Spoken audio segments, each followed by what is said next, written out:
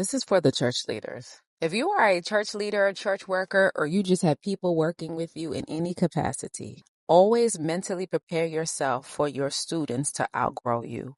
It's really interesting. In the secular world, when it comes to teaching, we expect for them to pass the first grade. We expect for them to leave elementary school. We expect for them to graduate and go to college, ideally, right? So why is that when it comes to spiritual things? I find a lot of leaders, they get offended or upset when student has now become the teacher. That's what you want. I find that just because people are gifted, that does not mean they're not insecure. I'm going to tell you that one of the things that have really been a thorn in my flesh, I'm about to be real transparent with y'all, is when the teachers or the people you had teachers get offended because it's time for you to grow. Is the weirdest thing in the world, because the truth is this: any good parent in the natural, you want your kids to do better than you. Am I right? Let me know if I got that right. Any good parent, if your parent is not with you or anything like that, we'll come back to that word like narcissistic. They want you to do better than them. They want you to go further than they've gone. They want their ceiling to be your floor.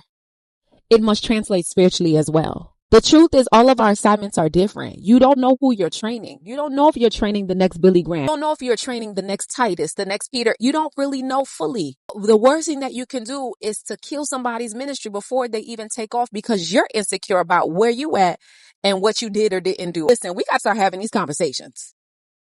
My story is likened to that of the old prophet and the new prophet. Who speaks into my life? Very few people. I don't play those games no more. I need to know they have good character, they hear from the Lord, and they're balanced and okay with who they are. Those make the best type of mentors. I'm giving you free game. I've known one too many people where, yeah, they're anointed, but as soon as you graduate from that program, now they're going around talking about, you really feeling yourself. You feel like you're bigger than you are. Hopefully, the goal is to grow. But here's what we really don't want to talk about. This weird spiritual Munchausen syndrome that's happening in the pew. I was going to leave that part out, but I'm going to go in. It's this whole, you want to pretend that people are sicker than they are. They don't know anything so that you can feel better. It's manipulation. Church is a school. We are meant to grow. The church that I went to in my childhood years, I couldn't do it today. No shade to them. Thank you for the foundation. Thank you. I appreciate it. But I knew when I hit a ceiling, it does not mean that you're not intelligent, powerful. It doesn't mean you're not anointed. It just means my time with you is done. And instead of there being drama and there be issues, release people into their destiny and truly mean it with no hate, no nothing. Yes, I know there's some people that have jumped the gun and that's not what I'm talking about. I'm talking when people have really, it is time for them to move on and mature.